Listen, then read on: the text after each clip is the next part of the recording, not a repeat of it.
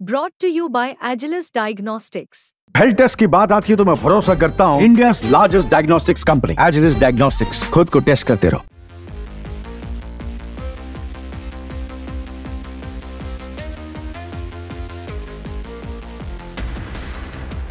नेपाल में अब केपी शर्मा ओली प्रधानमंत्री के रूप में सरकार का नेतृत्व कर रहे हैं और केपी शर्मा ओली से भारत क्या उम्मीद कर सकता है ये इतिहास जानता है।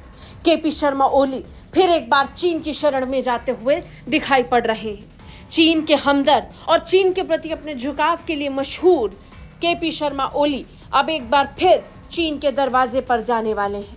वो चीन के सामने नतमस्तक होने के लिए और अपने कर्ज में राहत के लिए चीनी राष्ट्रपति शी जिनपिंग से मिलने के लिए चीन जा रहे हैं। दरअसल नेपाल के प्रधानमंत्री केपी शर्मा ओली अगले महीने दिसंबर की शुरुआत में चीन की आधिकारिक यात्रा करेंगे। नेपाल की सत्तारूढ़ कम्युनिस्ट पार्टी ने काठमांडू में ओली के दौरे की जानकारी दी है। केपी ओली अपनी इस बीजिंग के दौरे के बाद नेपाल के पहले ऐसे प्रधानमंत्री होने वाले हैं जो पदभार संभालने के बाद अपनी पहली द्विपक्षीय यात्रा भारत नहीं बल्कि चीन की करेंगे। देखकर साफ लग रहा है कि नेपाल भी अब मालदीव के नक्शे कदम पर चल रहा है। मालदीव में कारण राष्ट्रपति मौजूद है और यहाँ प्रधानमंत्री केपी शर्मा ओली हैं। बता दें केपी शर्मा ओली भले ही इस बात से काफी खुश हो रहे हों, लेकिन नेपाल की जनता इस बात से कतई खुश नहीं है। नेपाल भारत को अपना सबसे पहला प्राथमिकता वाला दोस्त मानता है, लेकिन केपी शर्मा ओली के विचार इससे उलट हैं।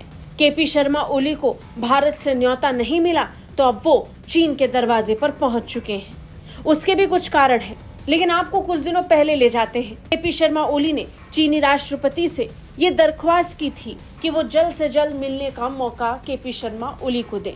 यानी उन्होंने इनडायरेक्टली ही सही लेकिन आमंत्रित करने के लिए हाथ फैला लिए थे। बता दें अब तक नेपाल के प्रधानमंत्री पद संभालने के बाद वो पहली विदेशी यात्रा के तौर पर चीन जाने वाले हैं। अब तक तो नेपाल का कोई भी प्रधानमंत्री अपनी पहली विदेश यात्रा के लिए भारत का ही चुनाव करता था, लेकिन केपी शर्मा को पद संभालने के बाद 4 महीने तक भारत से न्योता नहीं मिला तो वो चीन का दौरा कर रहे हैं। केपी ओली ने इस साल जुलाई में चौथी बार नेपाल के प्रधानमंत्री के रूप में शपथ ली है। पीएम बनने के बाद सितंबर में ओली ने संयुक्त राष्ट्र सम्मेलन के दौरान हालांकि प्रधानमंत्री नरेंद्र मोदी से द्विपक्षीय मुलाकात की थी। नेपाल के विदेश मंत्री आरजू राणा देउबा ने भी अगस्त में नई दिल्ली का दौरा किया था और भारतीय विदेश मंत्री जयशंकर से मुलाकात की थी, लेकिन फिर भी भारत ने केपी शर्मा ओली को निमंत्रण नहीं भेजा। उनकी बीजिंग यात्रा को दिल्ली काठमांडू के तनावपूर्ण संबंधों के तौर पर देखा जा रहा है। ओली की यात्रा से जुड़ी कुछ रिपोर्ट में दावा किया जा रहा है कि उनके इस दौरे का मुख्य एजेंडा पोखरा अंतर्राष्ट्रीय हवाई अड्डे के लिए ऋण को ग्रांट में बदलना है। चीन अगर पोखरा इंटरनेशनल एयरपोर्ट के लिए दिए गए लोन को ग्रांट में बदल देता है तो नेपाल सरकार को ब्याज नहीं चुकाना पड़ेगा। नेपाल ने हवाई अड्डे के लिए चीन एक्सिम बैंक से तकरीबन 1378 मिलियन युआन का लोन लिया था। पोखरा हवाई अड्डा वही अड्डा है जिसे चीन ने कर्ज देकर नेपाल के लिए बना तो दिया, लेकिन यहाँ से आज तक कोई उड़ानें नहीं भरी गई हैं। पोखरा हवाई अड्डे के 1 जनवरी 2023 को शुरू होने के बाद से सिर्फ कुछ चार्टर्ड चीनी उड़ानों को छोड़कर अंतर्राष्ट्रीय उड़ानों का यहाँ कोई जिक्र तक नहीं आया, जिसके बाद से नेपाल सरकार चीन से परेशान और हैरान थी।